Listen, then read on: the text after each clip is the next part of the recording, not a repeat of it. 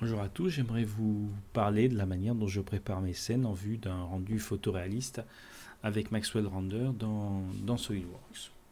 Donc lorsque je reçois un modèle solide, la première des choses que je fais, c'est je vais dans Apparences et je vire toutes les apparences PhotoView qui pourraient après me perturber un peu lorsque je fais mon plaquage de matériaux Maxwell et que lui aussi va appliquer des couleurs. Au bout d'un certain moment, je peux me mélanger un peu les pinceaux entre l'ancienne apparence PhotoView et le nouveau plaquage Maxwell. C'est pas une obligation, et moi ça m'aide dans mon plaquage. Ensuite, je vais lancer le Maxwell Fire, donc qui est le moteur de prévisualisation de ce que ça va donner notre modèle dans l'environnement avec les matériaux. Alors, je l'ai lancé, il est là. Voilà le Maxwell Fire.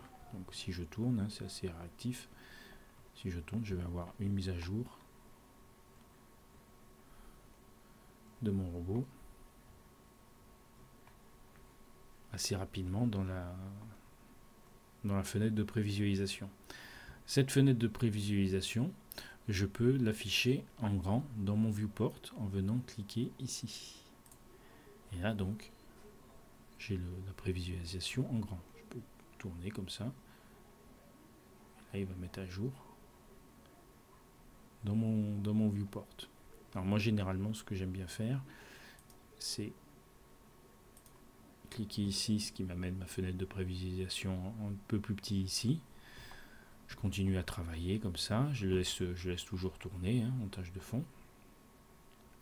Et puis quand je veux avoir une idée de ce que ça donne, je viens cliquer ici. Et là, il me l'affiche en grand et je vois si l'éclairage me convient, si mon matériau me convient. Et quand je veux revenir, hop, je reclique ici et je peux continuer à travailler sur mon modèle. Ensuite, l'autre chose que je fais quand je prépare mes matériaux et mes modèles dans Solid, c'est que je change l'environnement. Par défaut, donc je vais sur l'onglet environnement, par défaut c'est un constant dome.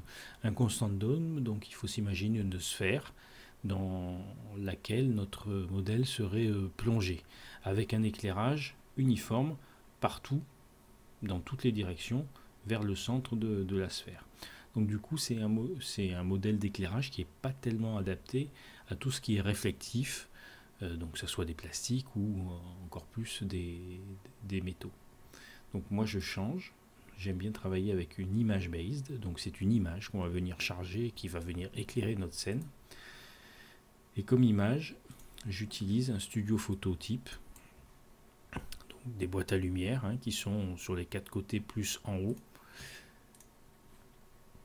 Et c'est maintenant ces boîtes à lumière qui vont venir éclairer notre modèle. Alors pour l'instant c'est sous-exposé, on va voir, mais déjà vous voyez qu'on a un peu plus de modelé par rapport à tout à l'heure.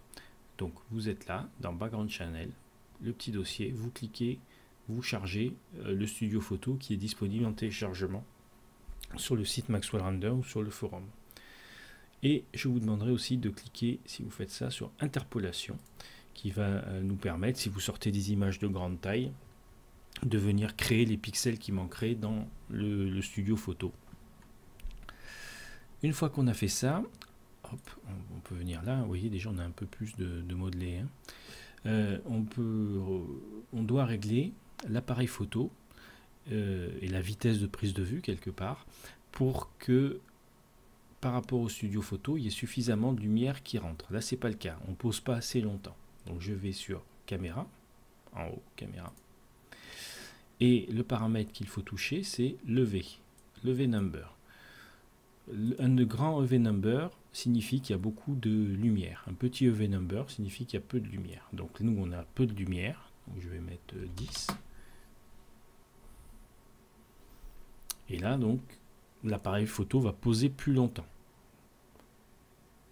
Ouais, ça me va. C'est un poil trop. Bon, je sais pas. Non, ça me va. Je vais garder ça pour l'instant, c'est pas fixe, bien sûr, je peux revenir plus tard quand j'aurai commencé à plaquer mes matériaux, si j'ai envie de corriger un peu l'exposition, je corrigerai l'exposition, et c'est quelque chose aussi qu'on peut retoucher après le rendu. Donc il n'y a pas de problème pour corriger l'exposition. Le dernier point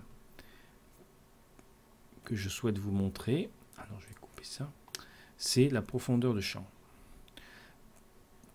Dans Maxwell, il y a une profondeur de champ. La profondeur de champ, c'est la zone sur laquelle on est net. Voilà, on va être net, par exemple, sur 20 mm dans ce sens-là. Et tout le reste va être flou. Ça, c'est intéressant d'avoir une profondeur de champ pour mettre en valeur certains objets. Mais quand on commence notre travail de plaquage, c'est pas toujours intéressant d'avoir une profondeur de champ parce qu'il faut lui dire fais-moi la mise au point là, fais-moi la mise au point là. Donc on a plutôt envie d'avoir quelque chose sans profondeur de champ. Vous voyez, là j'ai une profondeur de champ, c'est flou. Bon, c'est pas ça qui je vais pas être très productif quoi, avec un objectif comme ça. Donc je vais changer mon objectif, toujours dans caméra. Au lieu d'utiliser lens fine, je vais passer en mode pinhole. Et ça, c'est un objectif qui a une très grande profondeur de champ. Tout est net, tout le temps. Donc là, on voit, hein, là maintenant, je suis net partout. Donc ça va être plus facile pour travailler, pour juger un peu de mon plaquage de matériaux dans un premier temps, avant de positionner vraiment mes caméras.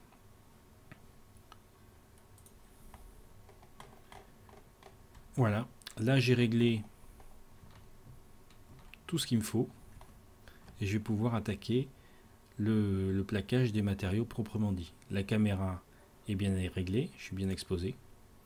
J'ai un studio photo qui va me donner du modelé sur mes volumes et qui va surtout me permettre de faire sentir que du métal c'est du métal et que des parties brillantes sont des parties brillantes.